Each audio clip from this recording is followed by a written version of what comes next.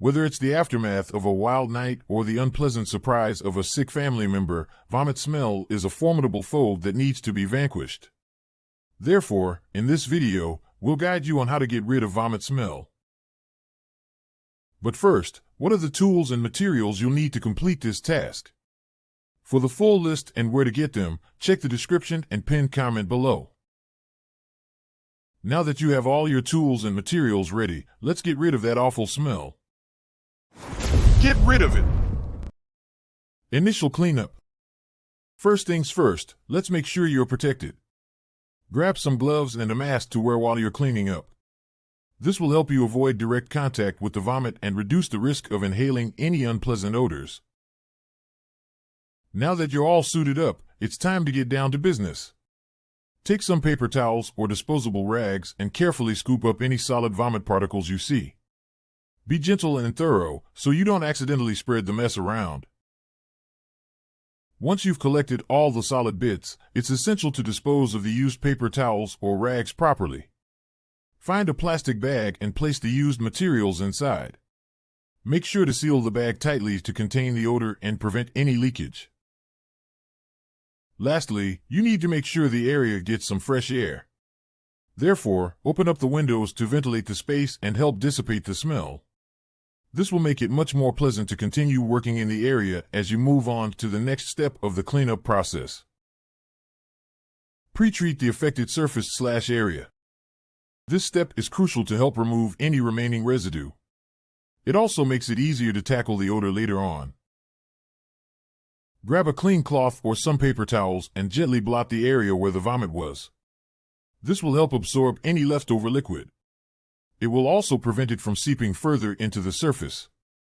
Remember, you want to blot, not rub, to avoid spreading the mess. Next, you'll need a stain remover or laundry detergent to treat the affected area. Avoid using bleach or ammonia-based cleaners. Such products can cause unwanted reactions and potentially make the smell worse. Apply the cleaner to the spot, following the product's instructions for use. Once you've applied the cleaner, it's time to do some gentle scrubbing. Use a brush or a sponge to carefully scrub the area to help break up any remaining residue. Be gentle, though, as you don't want to damage the surface you're cleaning. Now that you've scrubbed the area, it's time to rinse it with cold water. Gently pour or spray some cold water onto the spot to remove the cleaner and any loosened particles. You might need to repeat this process a few times to make sure you've rinsed away all the residue. Finally, grab another clean towel and blot the area dry. This will help remove any excess water and prepare the surface for the next step in the process. Neutralize and deodorize the odor. You'll need to choose an appropriate odor neutralizer. There are several options you can use, such as baking soda, white vinegar, enzyme-based cleaner, or an odor-absorbing gel. Each of these options works in a slightly different way, but they're all effective at neutralizing smells. Here's a detailed guide on how to use these neutralizers. Baking soda. Start by sprinkling a generous amount of baking soda evenly over the affected area. You can use a container or shaker. This makes it easy to control the distribution.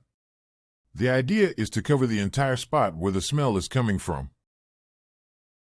Use a soft brush or cloth to gently work the baking soda into the affected surface.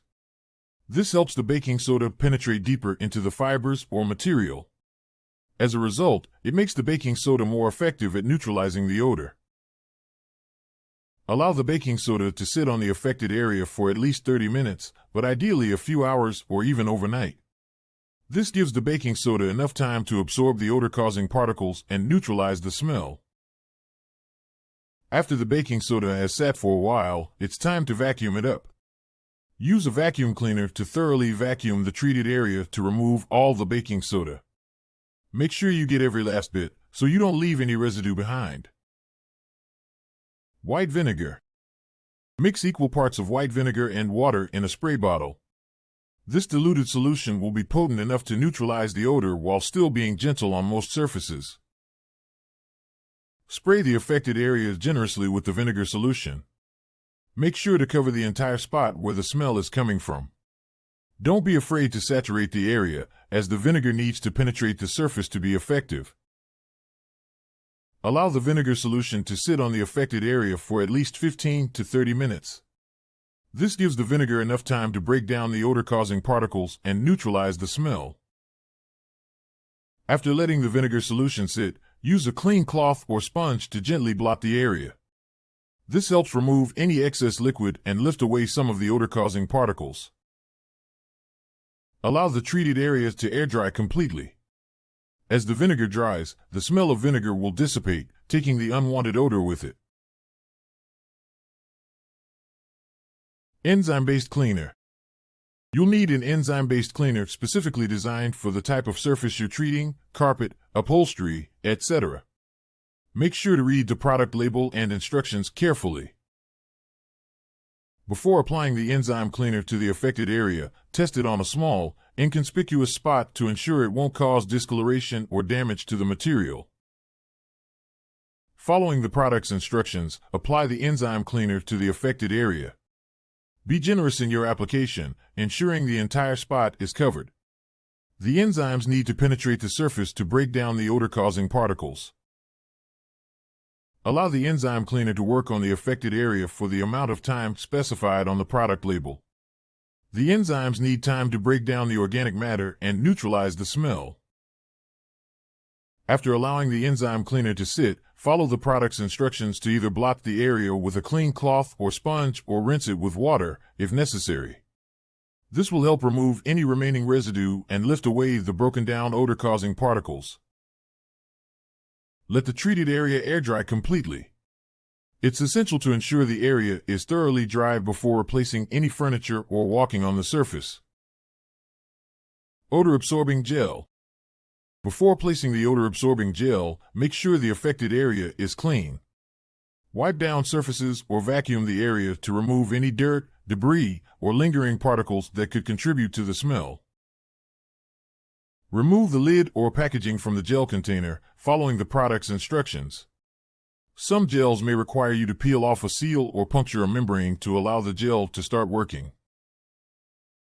Position the open gel container near the area where the smell is most concentrated. The gel will work by capturing odor molecules from the air. So, placing it close to the source will help it work more effectively.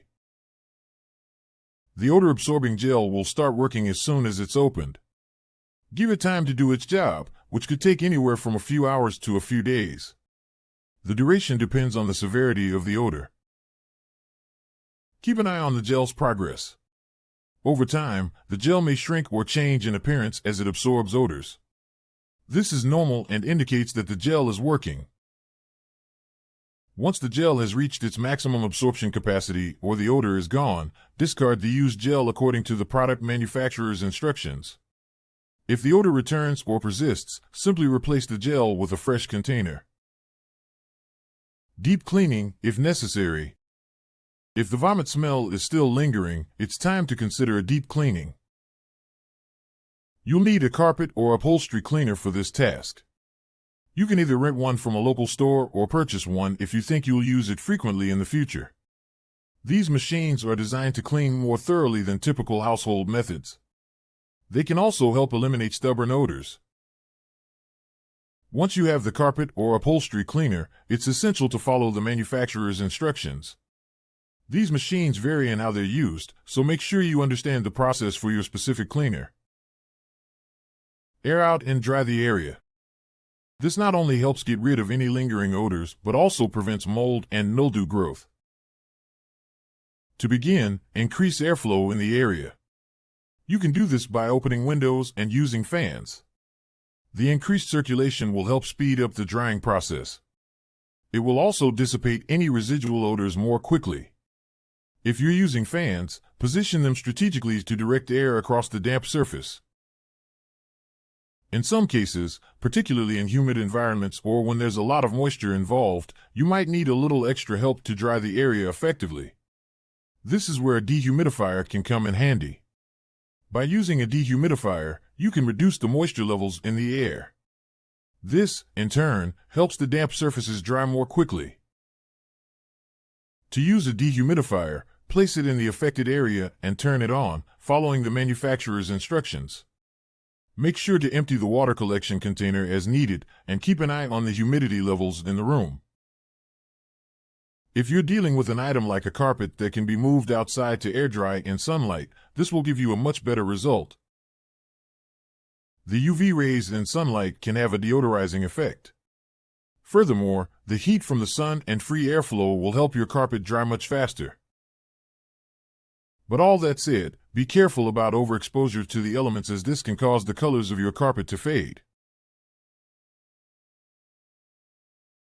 Thank you for watching my video.